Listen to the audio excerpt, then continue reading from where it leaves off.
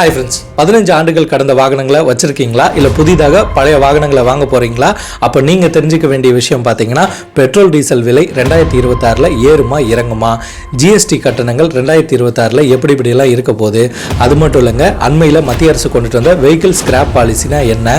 அது மட்டும் இல்லை, எஃப்சி கட்டணம் 10 மடங்கு உயர்த்திருக்காங்க மத்திய அரசாங்கம். இதுக்கும் பழைய வாகனங்களை வாங்குறதுக்கும் என்னப்பா இருக்குன்னு கேட்டிங்கன்னா இருக்குது. இந்த வீடியோவில் அதை தான் டீட்டெயிலாக எக்ஸ்பிளைன் பண்ணியிருக்கேன். ஸோ வீடியோவோட இறுதியில் உங்களுக்கு ஒரு முடிவு கிடைக்கும் நம்புறேன். ஸோ வீடியோவை ஸ்கிப் பண்ணாமல் பாருங்க. பெட்ரோல் டீசல் விலை ஏன் உயருதுன்னு பார்த்தீங்கன்னா, பெட்ரோல் டீசலை பொறுத்த வரைக்கும் இந்தியா வெளிநாடுகளில் தான் வாங்கிட்டு இருக்கு. அப்போ உலக நாடுகளில் நம்ம பெட்ரோல் டீசலை வாங்கும் போது அந்த குருடாயில் நம்ம வாங்குறது எந்த கரன்சின்னு பார்த்தீங்கன்னா டாலர்களில் தான் நம்ம வாங்கிட்டு வரோம். இப்போ $1 நம்ம இந்திய நாட்டு மதிப்புப்படி எவ்வளோன்னு பார்த்தீங்கன்னா, ஃபார் எக்ஸாம்பிள் 90 ரூபாய் இருக்குதுன்னா 90 ரூபா கொடுத்துட்டு தான் அவங்க கிட்ட நம்ம $1 வாங்குறோம். அதே மாதிரி அந்த குருடாயிலுக்கு என்ன விலையோ டாலரில் தான் நம்ம கொடுக்குறோம். ஸோ நம்மளோட நாட்டு கரன்சியோ மதிப்பீடு கம்மி. இதே வெளிநாட்டு டாலர்களோ, அதாவது அந்த பண வேல்யூ அதிகமாக இருக்கும். ஸோ அதனால் அதிகமான விலை கொடுத்து தான் குருடாயில நம்ம வாங்கிட்டு வரோம். இப்போ கூட நடுவில் அண்மையில், அதாவது பார்த்தீங்கன்னா அமெரிக்கா நம்மளுக்கு பொருளாதார தடை விதிச்சிருந்தாங்க. இது எதற்காகனா, ரஷ்யா கிட்ட இருந்து நம்ம ஆயில் வாங்கினதுக்காக.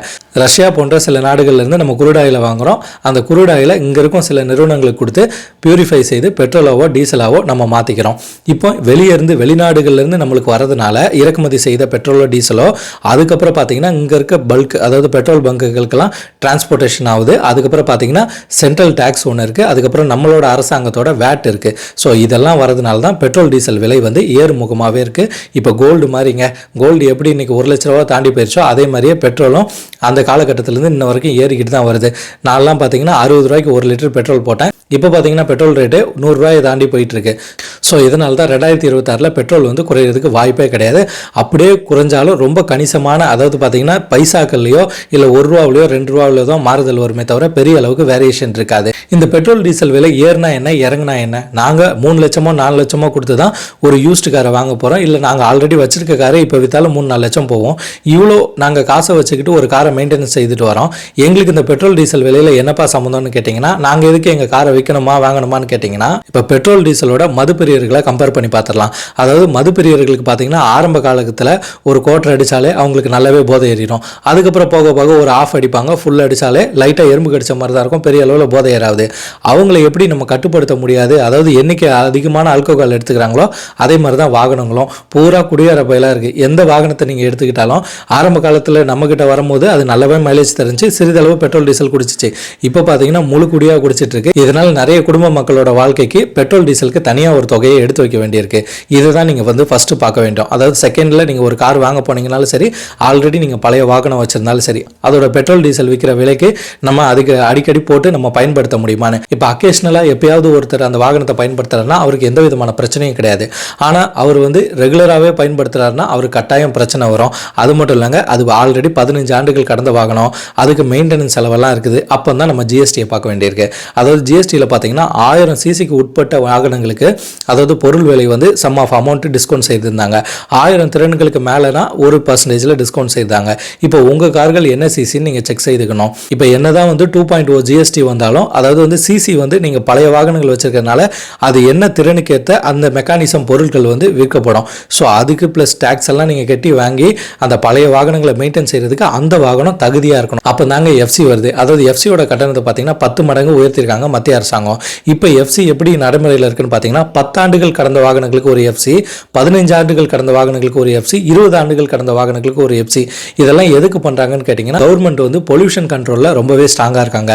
அதனால தான் இப்போ கூட அவங்க அண்மையில் மத்திய அரசு 15 ஆண்டுகள் கடந்த வாகனங்கள்லாம் ஸ்கிராப் பாலிசிக்கு உட்படுத்தணும்னு சொல்லிட்டு டெல்லியில் நிறைய இஷ்யூஸ் போயிட்டு இருந்துச்சு. பெட்ரோல் பங்க்லலாம் டீசல் பெட்ரோல் தரமாட்டேன்னு சொல்லிட்டு டெல்லியில் நிறைய பிரச்சனைகள் போடிட்டு இருந்துச்சு. கவர்மெண்ட் பொல்யூஷனை கண்ட்ரோல் பண்ணணும், இவி கார்களை ஊக்குவிக்கணும். ஏன்னா மாசு கட்டுப்பாட்டுக்காக. அதுக்கப்புறம் எஃப்சி கட்டணத்தையும் கூட்டிட்டா மக்கள்லாம் என்ன பண்ணுவாங்க, எஃப்சிக்கு உட்படுத்துறதுக்கு பதிலாக அந்த காருக்கு நீண்ட தூரம் செலவு செய்துட்டு இருக்கிறது தவிர அந்த காரை ஸ்கிராப் பாலிசிக்கு உட்படுத்திட்டு புதிதாக வாகனங்களை எடுத்துருவாங்க. அதுவும் இவி போன்ற வாகனங்களை எடுத்துருவாங்கன்றதுக்காக தான் கவர்மெண்ட் இந்த மாதிரி திட்டங்களை வழிவகை செஞ்சிருக்கு. இப்போ பழைய வாகனங்கள் நீங்கள் வச்சிருக்கீங்கனாலும் வாங்க போறீங்கனாலும் நல்லாவே சிந்திச்சு பாருங்க, அந்த வாகனங்களோட மெயின்டெனன்ஸ் எப்படி இருக்குன்ட்டு. இப்போ நீங்கள் ஜிஎஸ்டிக்கு அப்புறம் அந்த அமௌண்ட்டை வாங்கி உங்கள் வாகனங்களுக்கு பொறுத்திடுவீங்க. அதுக்கப்புறம் எஃப்சி கொண்டுட்டு போயிட்டு அதுக்கும் செலவு பண்ணணும். பெட்ரோல் டீசல் விலை கூட்டிட்டு தான் இருக்க போதே தவிர குறைய போகிறது கிடையாது. ஸோ உங்களுக்கு எக்ஸ்பென்சிவ் மேலே எக்ஸ்பென்சிவாக வந்துக்கிட்டே தான் இருக்கும். செலவுகள் அதிகமாக உங்களுக்கு கூட அந்த வாகனங்கள் மேலே உங்களுக்கு வெறுப்புத்தன்மையாகிரும். இந்த வாகனத்தை வித்துடலான்ட்டு நீங்கள் ஒரு டீலர்கிட்ட தேடி போகிறீங்கன்னா அவர் அடிமாட்டு விலைக்கு தான் கேட்பாரு. அதுக்கப்புறம் நீங்கள் ஒரு புதுசாக ஒரு செகண்ட் ஹேண்டில் ஒரு வாகனம் வாங்க போகிறீங்கன்னா அவர் ஏதோ இன்டர்நேஷனல் ரேஞ்சுக்கு அந்த கார்களோட விலையை சொல்லுவார்.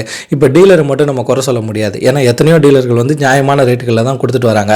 ஆனால் மக்களாகிய நம்ம வந்து கொஞ்சம் அலர்ட்டாக இருக்கணும். பழைய வாகனங்கள், ரொம்ப பழையமையான வாகனங்கள் நம்ம வச்சுருக்கோன்னா, அதாவது சென்டிமெண்டலாக இருக்கவங்களுக்கு ஓகே, பட் ஆனால் அதை ரொம்பவே பயன்படுத்திட்டு வரணும். அந்த வாகனத்தை வந்து அடுத்து அதை போட்டுட்டு நம்ம புது வாகனம் எடுக்க போயிடலாம். ஏன்னு கேட்டிங்கன்னா இன்றைக்கி எண்ணற்ற ஆக்சிடென்ட் நடக்கிறத பார்த்தீங்கன்னா பிரேக் ஃபெயிலியராக இருக்கலாம், நிறைய விஷயங்கள் இருக்குது. இன்றைக்கி புதிதாக வர வாகனங்களே நிறைய பிரச்சனைகள் ஆக்சிடென்ட் கொடுத்துட்ருக்கு. ஸோ நம்ம எல்லாமே பழைய வாகனங்களை வச்சுருக்கும் போது அதுக்கு உண்டான மெயின்டெனன்ஸை வந்து நம்ம சரிவர பார்க்குறோமான்றது செக் பண்ணிக்கணும். ஏன்னா யாராக இருந்தாலும் புதுசாக வாகனம் எடுத்து கொஞ்ச நாள் தான் அவங்க கம்பெனி சர்வீஸ் போவாங்க. கம்பெனி சர்வீஸ் போகும்போது அதுக்கேற்ற அலைன்மெண்ட்டில், அதாவது பார்த்திங்கன்னா கம்பெனியில் நம்ம ஒரு சர்வீஸை கொடுக்கும்போது அவங்கக்கிட்ட அந்த பிரத்யேகமாக அந்த நிறுவனம் அதுக்கேற்ற ஸ்பேர் பார்ட்ஸை வச்சுருக்கோம். அந்த ஸ்க்ரூ டிரைவரை கலட்டுறதுனாலும் சரி, மாட்டினாலும் சரி, எல்லாத்துக்குமே அங்கங்கே எக்யூப்மெண்ட் இருக்கும். ஆனால் நம்ம லோக்கல் மெக்கானிக் ஷெட்டில் கொடுக்கும்போது அவங்க பல பிராண்ட் கார்களை வந்து டீல் பண்ணுவாங்க. அப்போ அவங்க என்ன பண்ணுவாங்கன்னு கேட்டிங்கன்னா அவங்களோட இருக்க ஸ்பேருக்கு ஏற்ற மாதிரி தான் அதை வச்சு யூஸ் பண்ணிப்பாங்க. இப்போ ஒரு போல்டை கழட்டணும், அந்த போல்டோட இது பார்த்தீங்கன்னா சைஸ் பார்த்தீங்கன்னா ஒரு 12 இருக்குன்னு வச்சுக்கோங்க. இவங்க என்ன பண்ணுவாங்க, 13 ஸ்பேனர் தான் இருக்குன்னா 13 ஸ்பேனரை உள்ளே விட்டு நடுவில் ஒரு போல்டை ஏற்றி டைட் பண்ணி கழட்டிடுவாங்க. இப்படி தான் நிறைய மெக்கானிக் ஷெட்டில் வேலை பார்த்துட்டு இருப்பாங்க. சில பேர் திருப்புளியெல்லாம் வச்சு போட்டு பொழந்துட்டு இருப்பாங்க. அந்த அளவுக்கு இருக்கும் சில ஷெட்டுகளில். ஆனால் அதுக்குன்னு பிரத்யேகமான சில ஷெட்டுகள் இருக்குது. அவங்கெல்லாம் வந்து கரெக்டாகவே இன்ன வரைக்கும் அதை ரெகுலராக சர்வீஸ் பண்ணிட்டு இருக்காங்க. ஸோ இவ்வளோ விஷயங்கள் இந்த பழைய வாகனங்களில் வந்து இருந்துக்கிட்டு தான் இருக்குது. ஸோ நாங்கள்லாம் பழைய வாகனங்களை வச்சுருக்கவே கூடாது, அப்போ நாங்கள் வித்துறணுமா? இன்றைக்கி புதுசாக விற்கிற கார்களோட விலை என்னன்னு தெரியுமா? அதுக்கு நாங்கள் வந்து மறுபடியும் ரோட் டேக்ஸி எல்லாத்தையும் கட்டி ரெஜிஸ்ட்ரேஷன்லாம் பண்ணி நாங்கள் எடுக்கிறதுக்கு எங்கள் வாகனங்களையே செலவு பண்ணிட்டு போயிடுவோன்னு கேட்குறது நியாயமான கேள்வி தான். இப்போ மனித உடல்கள் மாதிரியே அதுக்கும் ஏஜ் இருக்க தான் செய்யுதுங்க. ஏன்னு பார்த்தீங்கன்னா ஒரு வாகனத்தோடது ஒரு 15 வருஷம் தான் அதோட வேலிடிட்டி டைம்னு கொடுத்துருக்காங்கன்னா அதுக்கு உண்டான பிரச்சனைகளை அடுத்தது கூட்ட தான் போகுது.